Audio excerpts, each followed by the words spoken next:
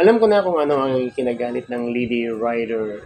Yung pinalabas na nag-viral sa sa Zambales, in-overtake niya yung pickup.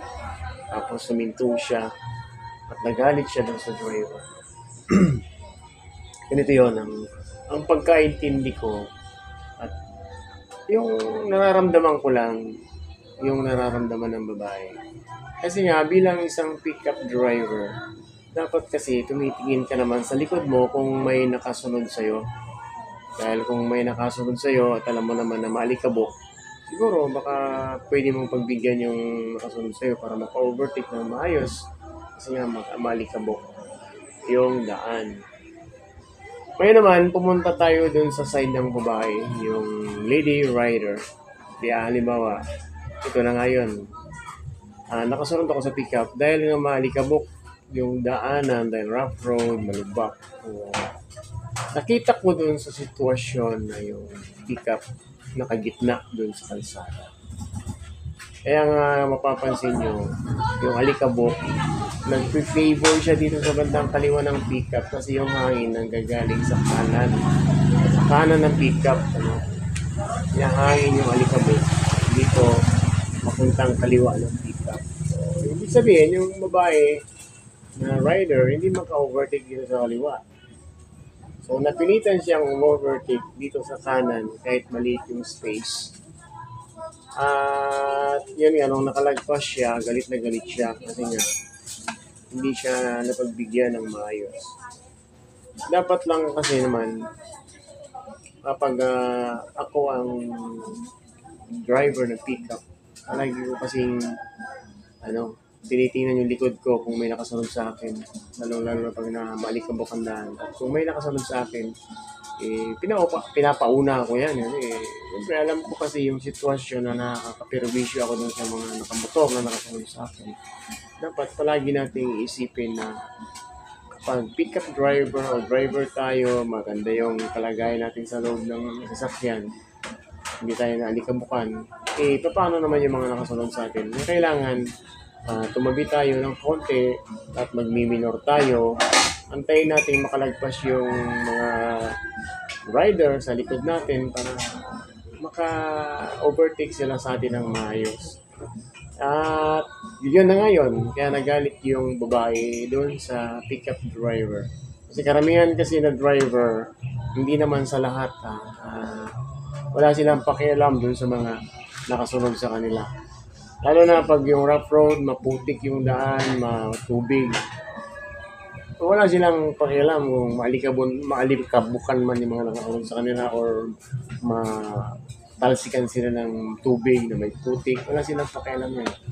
So, dapat lang, unang-una sa lahat, ilalagay nyo sa isip nyo na kapag nag-drive kayo ng masasakyan, magkakaroon kayo ng malaking responsibilidad. Lalo na yung mga nakakasalubong nyo, yung mga nakakasunod sa inyo, yan ang palagi nyong tatandaan para wala namang magalit sa inyo. Pero doon naman sa side ng babae na lady driver, isa siyang vlogger, isa siyang role model. Sikat siya. Yun na nga yun, dapat hindi siya nagalit. Pinagbigyan niya na lang sana yun. At hindi naman kasi lahat ng driver marunong tumingin sa side mirror, marunong magbigay. Pero siguro napuno na siya kasi mahirap nga naman magmotor at mainit at malikabok.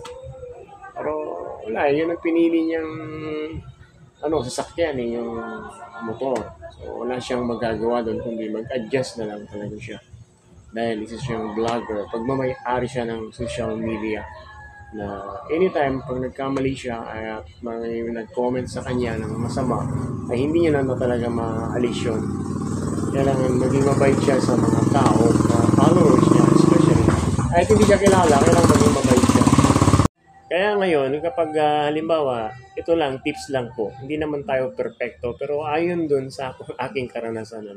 Pag malikabok, yung mga sinusundan yung sasakyan, pwede ba siguro magpahinga muna kayo, huwag yung sundan. Kasi ako nga, pag may truck, may mga sasakyan, alikabok niyan, single din ako minsan. Ay, tumatabi muna ako. Hayaan mo muna silang dumaan. hayaan mo muna sila. Ngayon, pag nakalagpas na sila, wala nang alikabok, doon din ako titira. Doon din ako arangkada. Pero pag may nakita kong may nakasunod sa akin na mabilis ang sasakyan, bibilisan ko yun. Hindi ako magpapauna. Kasi nga, malikabok eh. Kailangan bibilisan ko talaga para hindi ako ma-overtake. Yan po yung mga simpleng tips para hindi kayo magalit sa daan. Halimbawa, syempre, pag nagagalit kayo, ibig sabihin pagod na kayo. Hindi ba? Oh. Kaya kung may mga dadaan dyan na mga sasakyan na malikabok, alam nyo nga na malikabok, susundan nyo pa. Common sense lang naman po, mga kaibigan. Lalo na si Madam Lady Driver, sa susunod na bumiyahe kayo sa Zambales, pag may nasundan kang malikabok, kayo huwag ka munang susunod kasi nga maalikabukan kayo. Dapat po yung mga rider natin dyan, lalong-lalo na ito para kay ma'am, lady rider, na kung may maalikabok na sasakyan na sinusundan mo at hindi mo ma-overtaken, tumabi ka muna. Lalo na yung mga truck. Kung nga, pag ganyan na may nauna sa akin na truck, hindi muna ako sumusunod kasi nandun na yung yung mga alikabok. At lalo na medyo maliit yung daan tapos nakagitna siya. At alam mo naman yung driver ng sasakyan ay hindi nakatingin dyan sa side mirror. Palagay ko, punahin mo muna siya. Magpahinga ka muna. Kasi kapag alam mong medyo nagagalit ka na, pagod ka na, no? Di ba? Hindi naman masama magbigay. Pero kung ako sa'yo, kahit na-overtaken mo na yun, huwag ka na dapat magalit. Nilagpasan mo na lang siya. Kasi nonsense kapag nagalit ka pa. Lumalabas na wala kang pinag-aralan.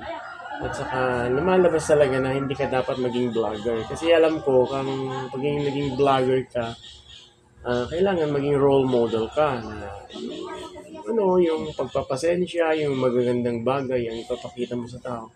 Kasi para dapat kang tularan ng mga kabataan, yung mga bata na nakapanood kasi nagba-viral yung mga video mo, dapat sinabi mo na lang doon, nag-dialogue ka na lang, grabe naman si kuya, hindi talaga tumabi, hindi ako nakita. Nag-vlog ka na lang na gano'n, nag-dialogue ka na lang sana na gano'n. Siguro baka hindi niya rin ako nakita, baka si kuyang driver na pick-up, baka masakit ang tiyan, baka masakit ang ulo. Sana gano'n na lang ang sinabi mo. Okay lang kuya, parang gano'n ba? Kung kahit hindi mo ko pinagbigyan ng maayos, mag-ingat ka sa daan, dapat gano'n na lang ang sinabi mo din sa vlog mo. Para at least yung mga taong nanonood sa'yo ay masaya, hindi sila nagbigay ng bad comment para sa'yo. Okay ma'am, next time siguro sana naman matuto ka ng magandang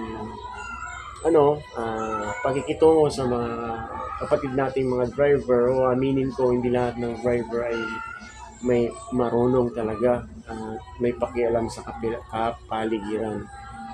Hindi naman ho kasi lahat, pero marami ring mababait. So, huwag kang mag-alala ma'am, sa susunod, kailangan mong mag-ingat kasi kung pairalin mo ang init ng ulo mo ay lalong magpapasama sa iyong image at saka hindi lang yan sa iyong kalagayan sa pagmamaneho.